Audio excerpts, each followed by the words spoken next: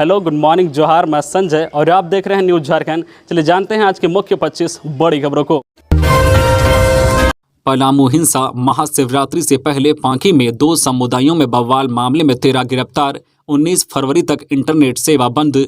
झारखंड के पलामू जिले के पांकी में महाशिवरात्रि पर तोरण द्वार निर्माण को लेकर हुई हिंसा मामले में पुलिस ने दोनों समुदायों के 13 लोगों को गिरफ्तार किया है। 100 लोगों पर नामजद प्राथमिकी दर्ज की गई है, जबकि 1000 अज्ञात लोगों पर प्राथमिकी दर्ज की गई है। वीडियो और फोटो के आधार पर पुलिस का छापेमारी अभियान जारी है। इंटरनेट सेवा 19 फरवरी तक ठप रहेगी। प्रशासन ने कहा है कि स्थिति नियंत्रण में है। पलामू जिले के पांकी मुख्यालय में 2 समुदायों के बीच 15 फरवरी को झड़प हो गई थी।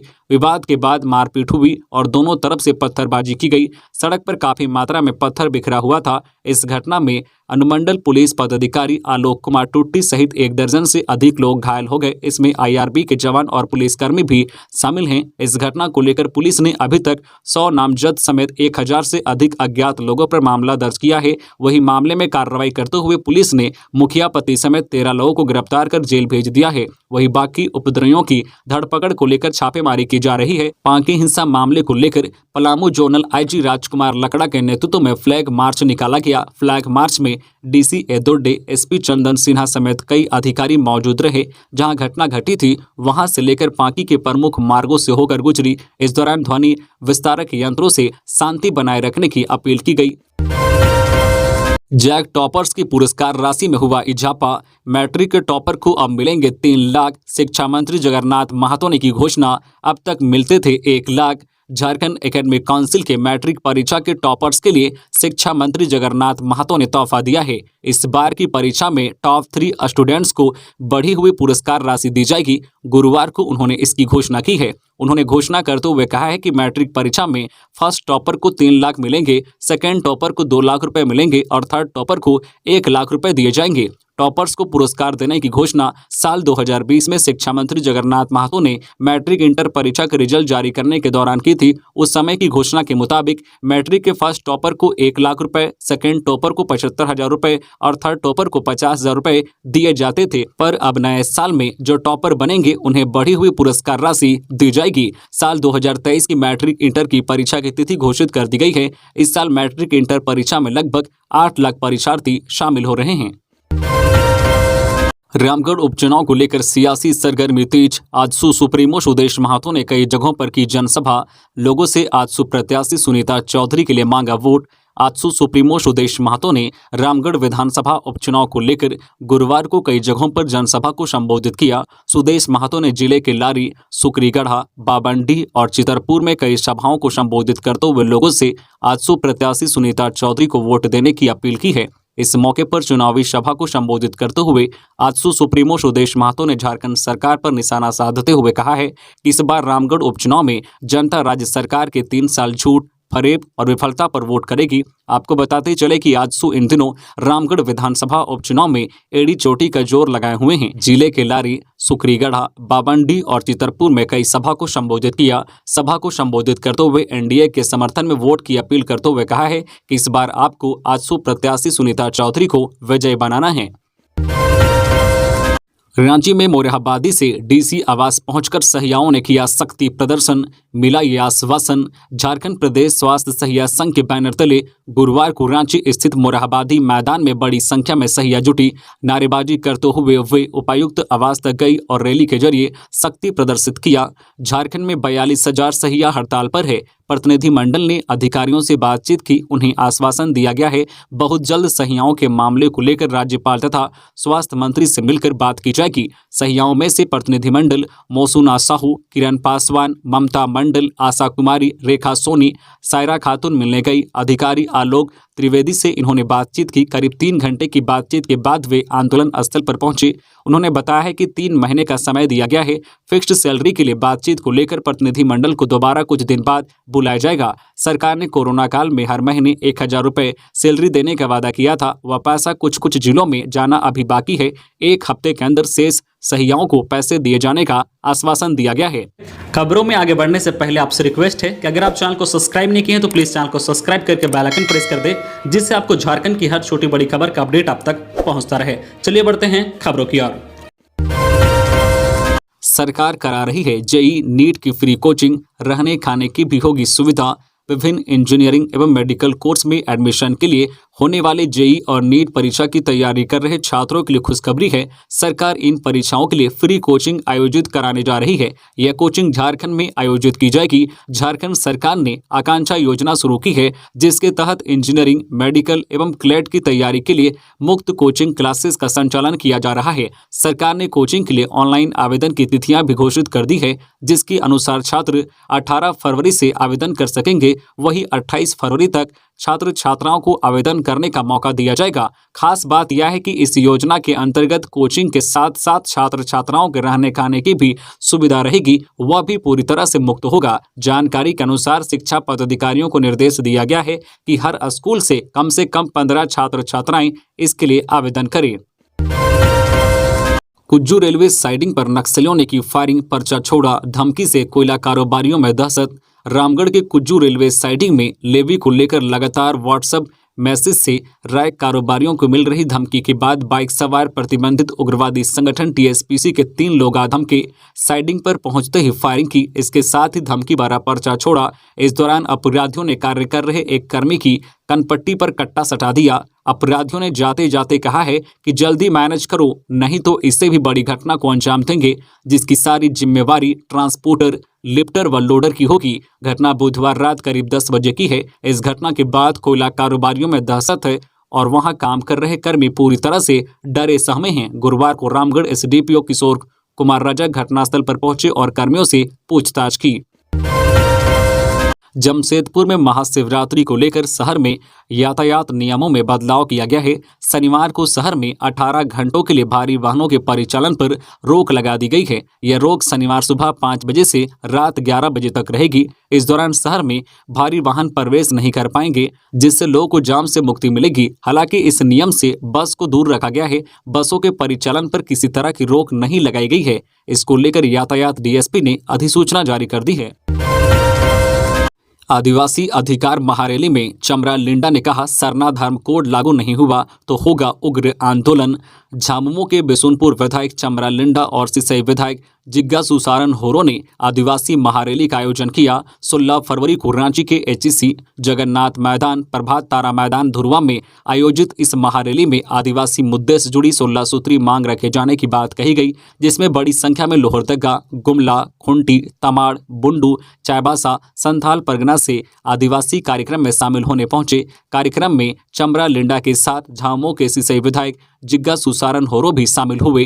कार्यक्रम में मौजूद वक्ताओं ने केंद्र सरकार व राज्य सरकार पर जमकर हमला बोला। उनका कहना है कि अगर सरकार सरना धर्म कोड लागू नहीं करती है तो आने वाले समय में उग्र आंदोलन देखने को मिलेगा। वक्ताओं ने सीएनटी एसपीटी एक्ट लागू करने, नियोजन नीति बनाने सहित कई मांगों को लेकर केंद्र व राज्य सरकार पर हमला बोला है।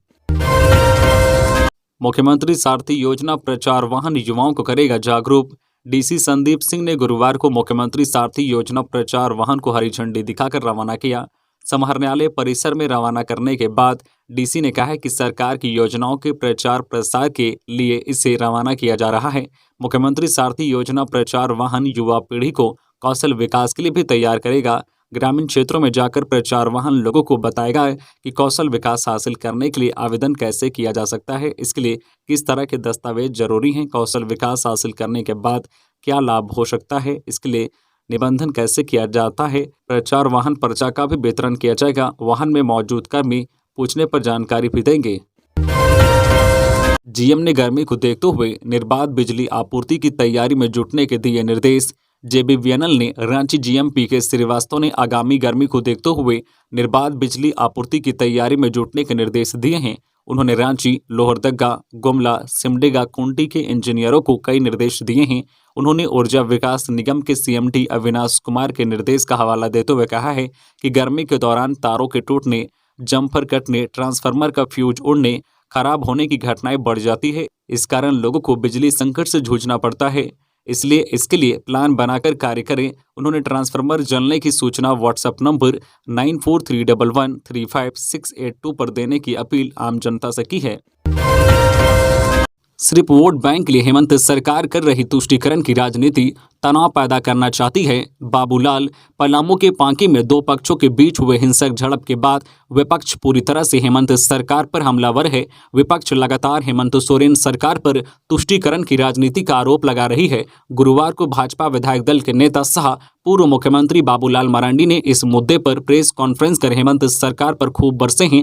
उन्होंने कहा है कि माहौल को सुधारने के बजाय सरकार बिना वजह ही देवघर का माहौल बिगाड़ने में लगी है। शिवरात्रि जैसे पावन त्योहार में हर साल शिव बारात निकाली जाती है, तो फिर देवघर में इसके रूट में बदलाव करने की क्या जरूरत है? यह सरकार केवल तुष्टीकरण की राजनीति करती है। कभी मां दुर्गा की मूर्ति को छोटा करने का आदेश देती है, तो कभी विधानसभा में नमाज कक्ष का आवंटन करती है। अब तक विधानसभा में नमाज कक्ष मामले पर समिति रिपोर्ट नहीं दे सकी है। कभी स्कूल में प्रार्थना गीत बदल दिया जाता है, तो कभी पहाड़िया युवतियों के टुकड़े टुकड़े कर दिए जाते हैं, लेकिन सरकार चुप्पी साधे रहती है। इन तमाम घटनाओं से सरकार की मानसा जाहिर है कि वह केवल वोट बैंक की राजनीति कर रही है।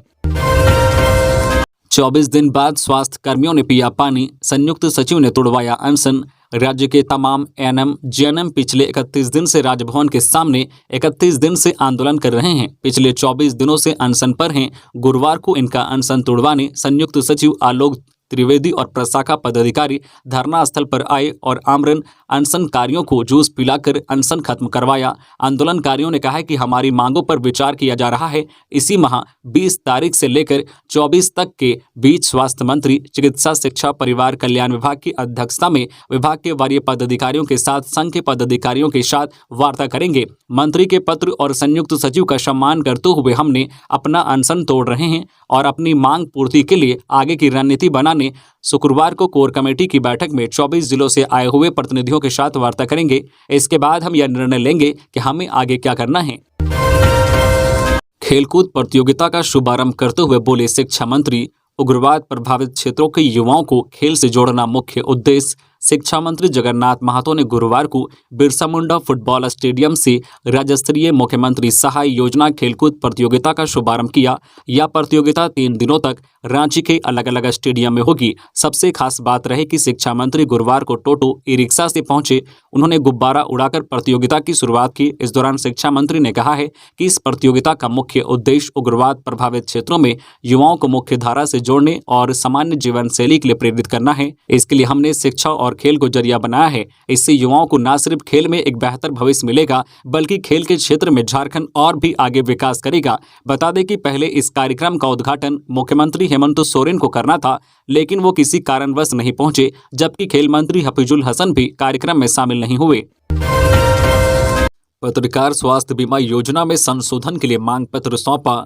झारखंड जर्नलिस्ट एसोसिएशन के प्रतिनिधिमंडल ने गुरुवार को मुख्यमंत्री पत्रकार स्वास्थ्य बीमा योजना में संशोधन की मांग को लेकर मुख्यमंत्री के ओएसडी अखिलेश कुमार को मांग पत्र सौंपा। मांग पत्र के माध्यम से बंगाल राज्य के तर्ज पर पत्रकारों को निःशुल्क स्वास्थ्य बीमा देने की मांग की गई। साथ ही झारखंड के आगामी बजट में पत्रकार पेंशन योजना को पूरी तरह से लागू करते हुए बकाया पेंशन राशि के भुगतान की मांग की गई। मांग पत्र सौंपने वालों में प्रदेश सचिव सियाराम शरण वर्मा और प्रशांत कुमार शामिल हुए। मनरेगा घोटाला, निलंबित आईएएस पूजा सिंघल पर ईडी कोर्ट में आरोप गठन पर सुनवाई अब 1 मार्च को।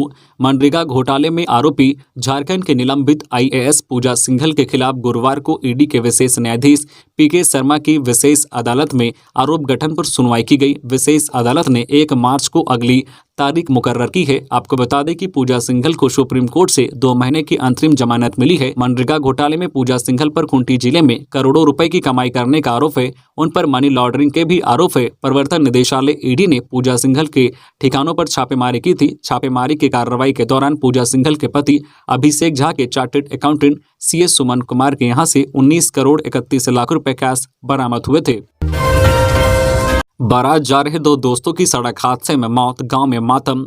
हुसैनाबाद थाना के खड़िया से औरंगाबाद जिला के ददपा में बारात जाने के दौरान सड़क हादसे में 2 बाइक सवार दोस्तों की दर्दनाक मौत हो गई। घटना बुधवार की देर रात बिहार के औरंगाबाद जिले के नबीनगर थाना क्षेत्र के नबीनगर सिंचाई कॉलोनी स्थित 12 गांव के पास हुई है। मृतक पलामू जिला के हुसैनाबाद थाना क्षेत्र के खरडीहा गांव के रहने वाले दुधेश्वर सिंह के 36 वर्षीय पुत्र राजेश कुमार और देवनारायण सिंह के 30 वर्षीय पुत्र हरेंद्र कुमार सिंह हैं। प्राप्त जानकारी के अनुसार दोनों युवक अपने गांव से बाइक पर सवार होकर औरंगाबाद के ददपा गांव बारात जा रहे थे। जैसे ही ये सिंचाई कॉलोनी के 12 गांव के पास पहुंचे, अचानक एक अज्ञात वाहन ने इन्हें टक्कर मार दी। इस टक्कर के कारण दोनों सड़क के किनारे नहर में गिर गए और पानी में डूबने से दोनों की मौत हो गई। ग्रामीणों ने हादसे के बाद पुलिस को सूचना दी, जिसके बाद पुलिस मौके पर पहुंची और दोनों के शवों को बाहर निकालकर पोस्टमार्टम के लिए औरंगाबाद सदर अस्पताल भेज दिया।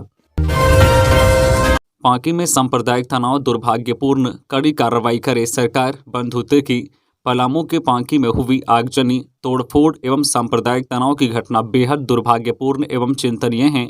ऐसी घटनाओं से न सिर्फ झारखंड का शांतिपूर्ण माहौल बल्कि इस प्रदेश की छवि भी प्रभावित होती है। निवेशकों में गलत संदेश जाता है। यह बातें झारखंड सरकार की समन्वय समिति के सदस्य एवं झारखंड प्रदेश कांग्रेस कमेटी के कार्यकारी अध्यक्ष बंधु तिर्की ने कही। मामले में सभी दोषी पक्षों के विरुद्ध सख्त कार्रवाई करे। बंधु ने कहा है कि झारखंड को पूरे देश में आपसी सद्भाव के लिए जाना जाता है। यह वैसा प्रदेश है जहां तनाव की कम से कम घटनाएं होती है। ऐसी घटनाओं को हर हाल में रोका जाना चाहिए। शिवगंगा में डूबे बच्चे का शव 5 दिन बाद मिला। नहाने के दौरान हुआ था हादसा। दुमका के बासुकीनाथ धाम स्थित शिवगंगा में डूबे बच्चे का शव 5 दिन बाद मिला। शव मिलने की सूचना पर मौके पर पहुंची पुलिस, जिसके बाद शव को कब्जे में लेकर पोस्टमार्टम के लिए अस्पताल भेज दिया। बता दें कि घटना के बाद प्रशासन द्वारा शव ढूंढने की कोशिश की गई थी, लेकिन शव नहीं मिला था। वहीं गुरुवार को शव पानी के ऊपर आ गया। इधर घटना के बाद से परिजनों का रो रो कर बुरा हाल है। घटना से संबंधित मिली जानकारी के अनुसार बीते रविवार को शिवगंगा में नहाने के दौरान बच्चे की डूबने की खबर स्थानीय पुलिस को मिली थी। रिश्वत लेने के आरोपी राजस्व कर्मचारी पर आरोप गठन 2 मार्च को। रिश्वत लेने के आरोपी सिमडेगा अंचल कार्यालय के राजस्व कर्मचारी संजीव बड़ाई के खिलाफ 2 मार्च को आरोप गठन के बिंदु पर सुनवाई होगी। एसीबी की विशेष अदालत ने आरोपी को अगली निर्धारित तारीख 2 मार्च को व्यक्तिगत रूप से कोर्ट में उपस्थित रहने का निर्देश दिया है।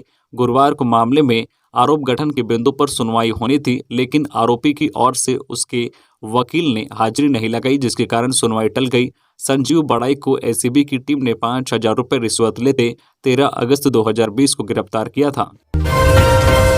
8 किलो अफीम के साथ युवक पंजाब से गिरफ्तार। पंजाब की जालंधर पुलिस के एंटी नारकोटिक्स सेल ने कार्रवाई करते हुए 8 किलो अफीम के साथ एक युवक को गिरफ्तार किया है। युवक की पहचान झारखंड के चतरा जिले के गदेर गांव के रहने वाले रामचरण के रूप में हुई है। पुलिस ने उसके पास से 8 किलो अफीम बरामद किया है। बताया जा रहा है कि युवक अफीम कारोबार में कुरियर का काम करता है। वह चतरा जिले से अफीम की खेप लेकर जालंधर पहुंचा था, लेकिन पुलिस के एंटी नारकोटिक्स सेल ने उसे गिरफ्तार कर लिया। G20 समिट की बैठक को लेकर तैयारियां जोरों पर। एटीएस ने होटल रेडिसन ब्लू में किया मॉक ड्रिल। झारखंड की राजधानी रांची में अगले महीने मार्च के पहले सप्ताह में प्रस्तावित G20 शिखर सम्मेलन की बैठक के मद्देनजर तैयारियां जोरों पर है। सड़कों के डिवाइडर से लेकर सड़कों के किनारे की दीवारों की भी आकर्षक साज सज्जा चल रही है। बैठक के दौरान सुरक्षा व्यवस्था चाक चौबंद रहे, इसके लिए लगातार एक्सरसाइज चल रही है। इसी के तहत झारखंड एटीएस ने गुरुवार को होटल रेडिसन ब्लू में मॉक ड्रिल कर अपनी शक्ति का प्रदर्शन किया। इसी होटल में G20 की बैठक प्रस्तावित है, जहां सभी G20 देशों के प्रतिनिधि शामिल होंगे। झारखंड एटीएस ने काल्पनिक रूप से बंधक बनाए हुए व्यक्तियों को सकुशल रिहा कराया। इस अभ्यास के मौके पर आधुनिक उपकरणों की भी मौके पर तैनाती की गई थी और भगत के रूप में की गई है। तो ये थी आज की झारखंड की टॉप बड़ी खबरें। इसी तरह झारखंड की हर छोटी बड़ी खबर देखने के लिए आप हमारे चैनल न्यूज झारखंड चैनल को सब्सक्राइब करके बेल आइकन प्रेस कर दीजिए, जिससे आपको झारखंड की हर छोटी बड़ी खबर का अपडेट आप तक पहुंचता रहे। तो आज के लिए बस इतना ही। हमें दीजिए इजाजत, फिर मिलते हैं नेक्स्ट न्यूज में।